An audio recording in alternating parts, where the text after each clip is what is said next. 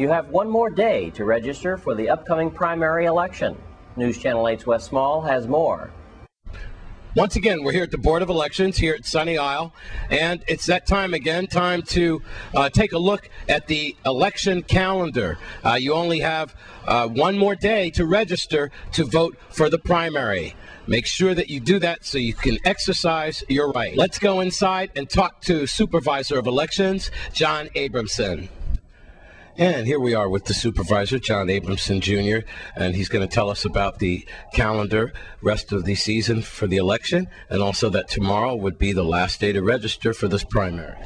Well, Wes, I'd like to thank you again for having us today, but again, tomorrow is the last day for voter registration for the primary election. We're hoping that we'll be able to have individuals that want to participate in the primary come in today. We have extended hours between today and tomorrow. We'll be here between 5 and 7 and our regular 8 to 5 activity.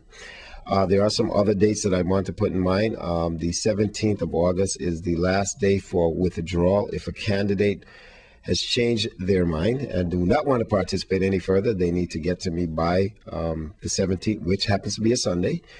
So I would hope that they would get to us before that and let us know that they're not interested. If they do not do that, their name shall be on the ballot. It will appear. So I'm recommending that anyone that's interested in withdrawing get to us before. From this point on, we are starting to look forward to the primary election, which will be on September 13th, 2008, Saturday. We are hoping that most of the participants and the candidates will do all the things that are necessary for the proper implementation, read some of the regulations we've given them for electioneering, to brief their campaign workers on their proper behavior, those kind of activities. We've had a number of complaints from the last election about electioneering and how some of the workers quote unquote, for lack of a better phrase, harass voters into wanting to get to their candidate.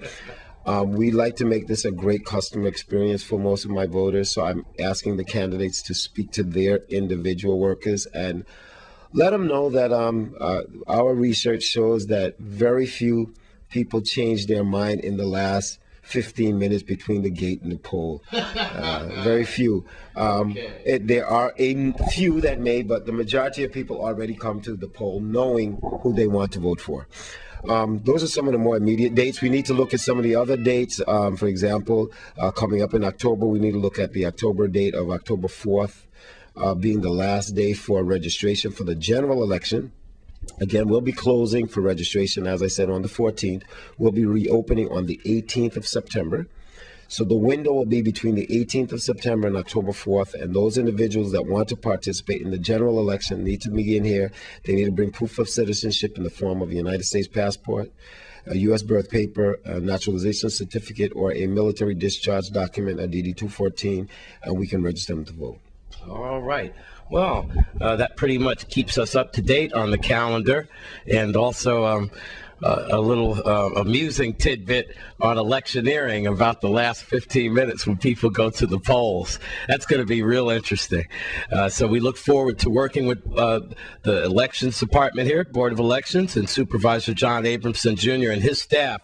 I have to tell you, the media will attest to this, that it's really special to work with these people because they come up with the results really official and quickly, and it's just a pleasure to work with them on election night. And with Obama and McCain that same night, boy, I can't wait. You know, I can't wait to get my teeth into that. We have more news right after these messages.